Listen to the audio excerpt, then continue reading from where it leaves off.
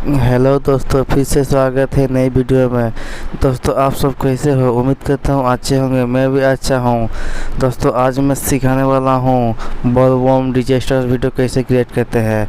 तो इस वीडियो को आप एंड तक ज़रूर देखना, और वीडियो अच्छे लगे हो तो वीडियो को लाइक कर देना, और चैनल पर नए हो तो चैनल को सब्सक्राइब कर लेना।